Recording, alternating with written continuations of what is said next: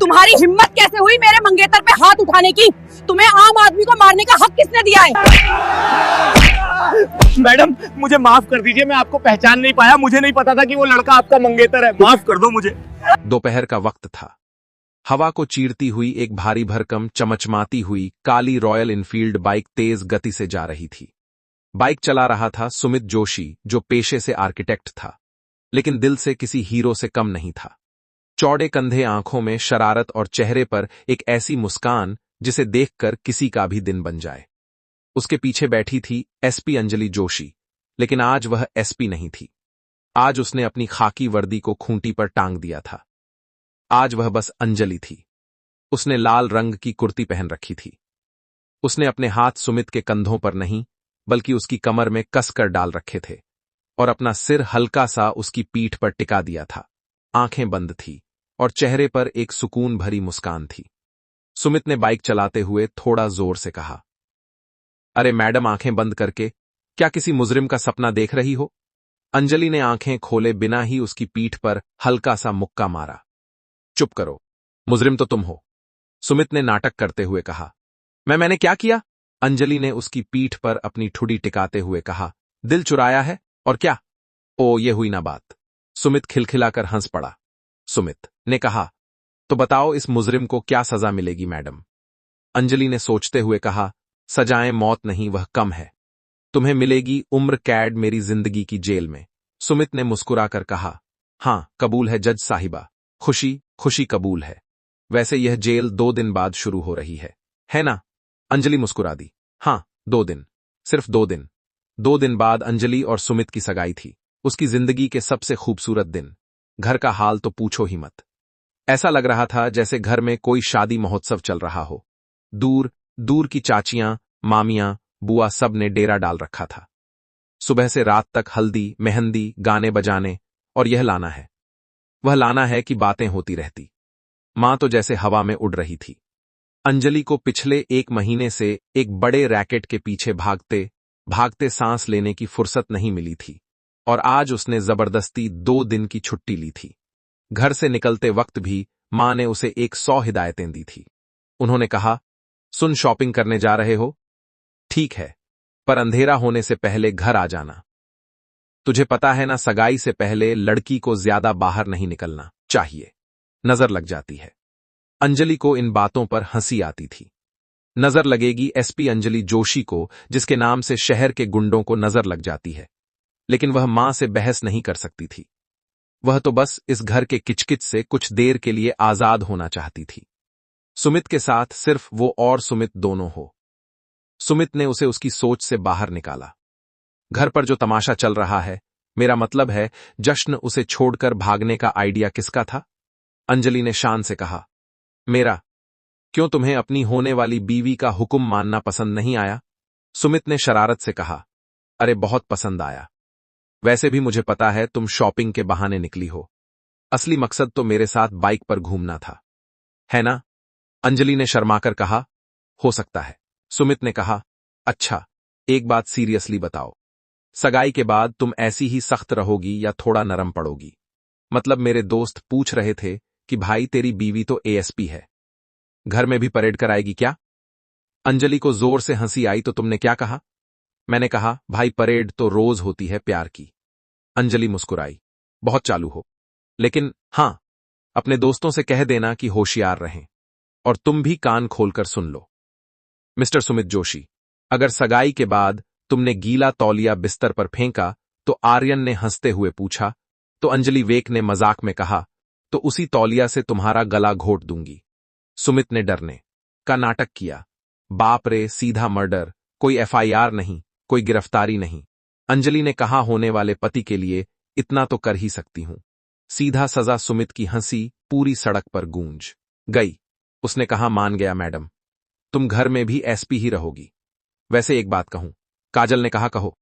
सुमित ने मुस्कुराकर कहा, मुझे तुम ऐसी ही पसंद हो, बिल्कुल तूफान की तरह। अंजलि ने उसकी कमर में अपनी पकड़ और मजबूत कर ली। तो मतलब मैं तुम्हारी जिंदगी का तूफान हूं?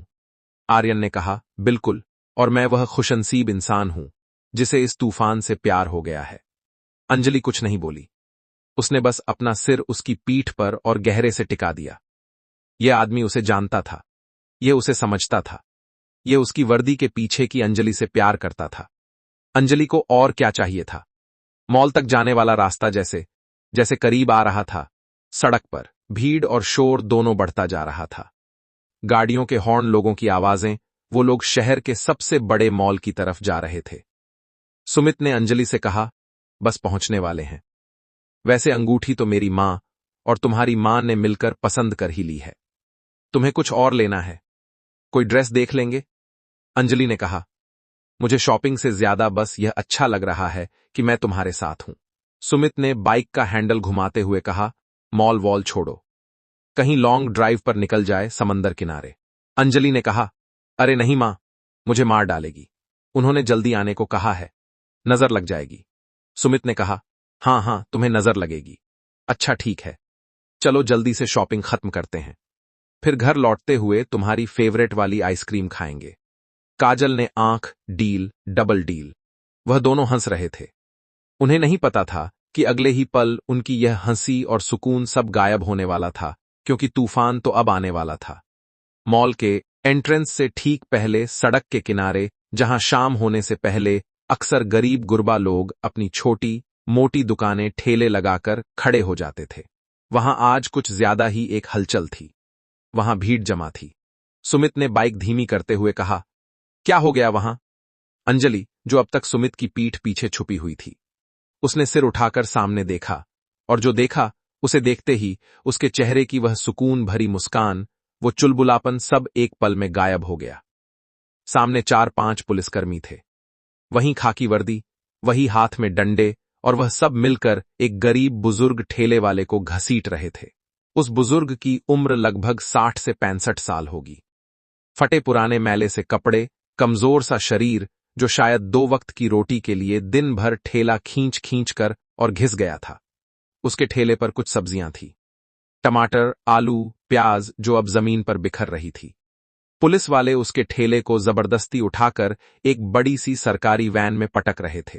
वह बुजुर्ग, वह रो रहा था। वह हाथ जोड़कर उन पुलिस वालों के पैर पकड़ने की कोशिश कर रहा था। वह बोल रहा था, साहब रहम करो, मत करो ऐसा। उसकी आवाज भीड़ के शोर में दब रही थी। साहब, यह ठेला मेरी रोजी रोटी है, बाल बच्चे भूखे मर जाएंगे। साहब मत लीजिए, 200 ले लीजिए साहब। सुमित ने बाइक को पूरी तरह रोक दिया। उसने गुस्से से कहा, यह क्या बदतमीजी है? गरीब आदमी को ही सताना होता है। बस उसने अंजलि की तरफ देखा। अंजलि का चेहरा सख्त हो गया था। तभी बुलेट के ठीक आगे खड़े एक हवलदार ने, जो डंडा घुमा घुमाकर भीड़ को कंट्रोल करने का नाटक कर रहा था, सुमित की बाइक को देखा। वो अकड़ कर बोला, ए छोरे, तने दिखता नहीं आगे सायरन वाली गाड़ी खड़ी है? क्या तमाशा देख रहा है? चल पीछे हट, गाड़ी पीछे ले। सुमिटी कुछ बोलता, इससे पहले ही उस हवलदार ने अपना रब जमाने के लिए अपना डंडा उठाया और बुलेट के अगले हिस्से पर फ्रंट साइड जोर से दे मारा। सुमित का पारा चढ़ गया। वह गुस्से में बोला, अरे यह क्या तरीका है? तुम्हारी हिम्मत कैसे हुई बाइक पर मारने की? यह सरकारी गाड़ी नहीं है जो मुफ्त में मिली है, खरीदी है। हवलदार को यह बात चुभ गई। उसने कहा, ओहो, जुबान लड़ाता है। वह सुमित की तरफ बढ़ा, अभी बताता हूं किसकी गाड़ी है, चल कागज निकाल। सुमित ने कहा, कागज क्यों निकालूं? मैंने सिग्नल तोड़ा है क्या? सुमित हवलदार से भी अड़ गया। पीछे से अंजलि की आवाज आई, सुमित शांत रहो। वह धीरे से बुलेट से उतरी, बिल्कुल शांत। उसने अपना दुपट्टा कंधे पर ठीक किया। वह उस हवलदार की तरफ बढ़ी। आप लोग ये क्या कर रहे हैं? हवलदार ने उसे ऊपर से नीचे तक घूरा और सोचा, खूबसूरत लड़की है, अच्छे कपड़े पहने हैं, लगता है किसी अमीर बाप की बेटी है जो गरीबों के लिए हमदर्दी दिखाने आई है। उसने तुनक कर कहा, मैडम आप अपने काम से काम रखो, यहां रोज का तमाशा है। ये लोग यहां ठेला लगाकर पूरा रास्ता जाम कर देते हैं। चलो हटो यहां से, अपना काम करने दो। अंजलि ने एक ठंडी निगाह उस हवलदार पर डाली। अभी तक उसने अपनी पहचान नहीं बताई थी। वह बस एक आम नागरिक की तरह बात कर रही थी। अंजलि ने कहा, रास्ता तो आप लोगों ने रोका है और वह बुजुर्ग आदमी आपसे भीख मांग रहा है। आप उसका ठेला ले जाने के बजाय उसका चालान काट सकते थे। उसका सामान, उसकी रोजी रोटी को ऐसे सड़क पर फेंकने की क्या जरूरत थी? हवलदार हंसा। ओहो, तो मैडम आज हमें कानून सिखाएंगी। वाह। वह बाकी पुलिस वालों की तरफ देखकर हंसा। अरे सुनो रे, आज हमें मैडम से कानून का पाठ पढ़ना है। बाकी सब पुलिस वाले भी हंसने लगे। अंजलि चुप रही। उसका चेहरा शांत था। हवलदार अब थोड़ा गुस्से में बोला, देखो मैडम, ज्यादा लेक्चर मत दो, निकलो यहां से, वरना सरकारी काम में बाधा डालने के जुर्म में तुम पर भी केस लगा दूंगा। अंजलि ने बिना मुड़े कहा, सुमित तुम बाइक साइड में लगाओ। सुमित अभी बाइक सीधी कर ही रहा था कि तभी वैन में से जो यह अब तक यह तमाशा देख रहा था वह बाहर आया। वह था इंस्पेक्टर जयदयाल, 40 से 45 साल की उम्र।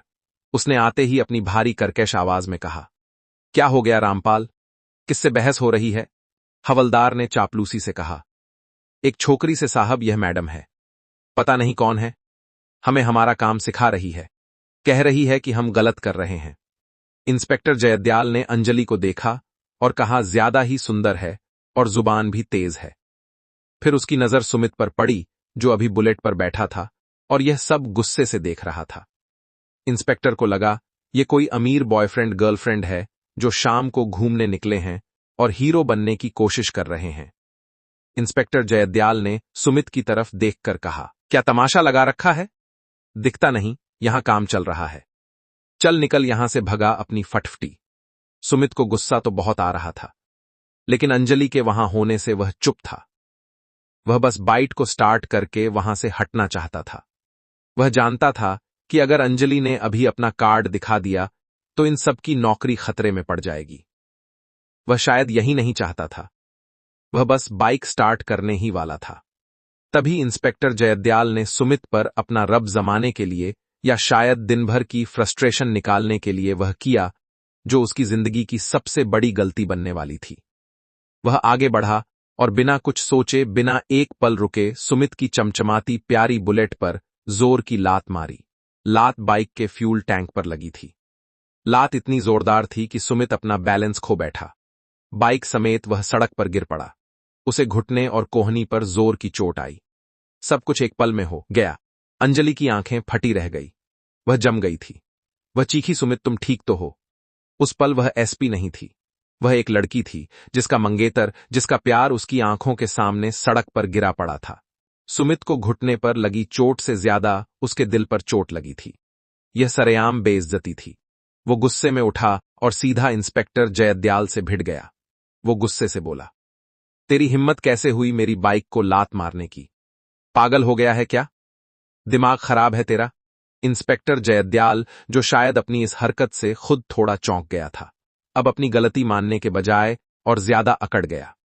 उसे लगा कि एक आम टपोरी लड़के ने उसकी वर्दी पर उस पर हाथ उठाने की कोशिश की है। वो गर्जा, साले मुझसे जुबान लड़ाता है, मुझे सिखाता है, दिमाग खराब है तेरा। इससे पहले कि सुमित कुछ और कह पाता या अंजलि उन तक पहुंच पाती, इंस्पेक्टर जयदयाल ने अब देखा ना ताव। उसने गुस्से में अपना भारी हाथ उठाया और सुमित के गाल पर कसकर एक जोरदार थप्पड़ जड़ दिया। आवाज इतनी तेज थी कि सड़क पर जो थोड़ी बहुत गाड़ियां बची थी वह भी रुक गई। सारे लोग जो अब तक दूर दूर खड़े थे अब एक घेरा बनाकर खड़े हो गए थे। सब तमाशा देख रहे थे। सुमित अपना गाल पकड़े खड़ा था। उसे यकीन नहीं हो रहा था। उसे एक पुलिस वाले ने बिना किसी वजह के बीच सड़क पर थप्पड़ मार दिया था। अंजलि की आंखों में गुस्सा नहीं, आग उतर आई थी, एक ठंडी आग, लेकिन वह अब भी चुप थी। वह मूर्ति की तरह खड़ी थी। उसकी ट्रेनिंग, उसकी सालों की ट्रेनिंग उसे रोक रही थी। वह देखना चाहती थी कि यह लोग इस खाकी वर्दी की आड़ में कितनी हद पार कर सकते हैं। वह देखना चाहती थी कि कानून के रखवाले खुद कानून की कितनी धज्जियां उड़ा सकते हैं। सुमित ने गुस्से में अपना गाल सहलाया। तुम पुलिस वाले नहीं, गुंडे हो। गुंडे, वो चीखा। तुमने मुझे मारा, मैं तुम्हारी शिकायत करूंगा, मैं तुम्हें छोड़ूंगा नहीं। शिकायत? हां। इंस्पेक्टर जहरीली हंसा, तू मेरी शिकायत करेगा? साले पहले यहां से जिंदा निकल जा, वही बड़ी बात है। उसे मजा आ रहा था। भीड़ के सामने एक अमीरजादे को बेइज्जत करने में उसे शायद एक अलग तरह का सुकून मिल रहा था। ज्यादा जुबान मत चला। उसने सुमित को जोर से धक्का दिया। धक्का लगने से सुमित का बैलेंस फिर बिगड़ा। वह खुद को संभालने की कोशिश कर रहा था और इसी कोशिश में उसका हाथ गलती से खुद को बचाने के लिए उठा और इंस्पेक्टर के सीने सीने पर, उसकी वर्दी पर लग गया। बस फिर क्या था? इंस्पेक्टर को तो जैसे ब्रह्मास्त्र मिल गया हो। मार दिया, मार दिया। वह जोर जोर से चीखने लगा। इसने पुलिस वाले पर हाथ उठाया। ऑन ड्यूटी पकड़ो साले को। बाकी पुलिस वाले, जो अब तक सिर्फ मजाक उड़ा रहे थे, अपने साहब का इशारा पाते ही भूखे भेड़ियों की तरह झपट पड़े। 2-3 हवलदार सुमित पर टूट पड़े। तू हमें सिखाएगा कानून? चल, पुलिस वाले पर हाथ उठाता है। तेरी इतनी हिम्मत? वह आर्यन को घसीटने लगे। वे आर्यन को मारते हुए घसीटते हुए उसे जीप की तरफ ले जाने लगे। आर्यन चीख रहा था, छोड़ो मुझे, मैंने कुछ नहीं किया, छोड़ो। भीड़ में से कोई कुछ नहीं बोला। सब डर के मारे या शायद तमाशे के मजे लेते हुए चुपचाप खड़े थे। बुजुर्ग ठेले वाला एक कोने में खड़ा कांप रहा था। उसे लग रहा था यह सब उसकी वजह से हो रहा है। अंजलि अब और नहीं रुकी। हद जिसे वह हद कहती थी, वह पार हो चुकी थी। पानी सिर से गुजर चुका था। यह सिर्फ कानून का मजाक नहीं था, यह उसके प्यार की बेइज्जती थी। इंसाफ का तमाशा बन चुका था। जिस पल उन हवलदारों ने सुमित का कॉलर पकड़कर उसे घसीटा, अंजलि के अंदर का सन्नाटा टूट गया। उसने पर्स नहीं खोला, उसने फोन नहीं निकाला, उसने सिर्फ एक शब्द कहा, अपनी उसी ठंडी लेकिन किसी लेजर से भी ज्यादा पैनी आवाज में, रुको। वो चीखी नहीं थी, लेकिन उस एक शब्द में इतना दम था, इतनी अथॉरिटी थी कि जिन पुलिस वालों ने सुमित को पकड़ रखा था, उनके हाथ एक पल के लिए ढीले पड़ गए। वह सब रुक गए, जैसे किसी बड़े अधिकारी ने रुकने को बोल दिया हो। इंस्पेक्टर जयदयाल पलटा। वह अभी भी नशे में था, वर्दी के नशे में। क्या है वह गर्जा? अब तू भी जाएगी अंदर, अपने बॉयफ्रेंड के साथ हवालात की हवा खाएगी। ये उसकी आखिरी गलती थी। काजल धीरे धीरे कदम बढ़ाती हुई उनकी तरफ आई। भीड़ अपने आप हटती गई, जैसे किसी रानी के लिए रास्ता बन रहा हो। वह आकर ठीक इंस्पेक्टर जयदयाल के सामने खड़ी हो गई। उसकी आंखें वह सीधी इंस्पेक्टर की घमंड से भरी आंखों में देख रही थी। इंस्पेक्टर, जो अब तक रोब में था, एक पल के लिए हिचकिचाया। इन आंखों में कुछ तो था। ये किसी आम लड़की की आंखें नहीं थी। इनमें ना डर था ना आंसू। इनमें आग थी, एक ठंडी, सब कुछ जला देने वाली आग। अंजलि ने शांति से अपना हैंडबैग खोला।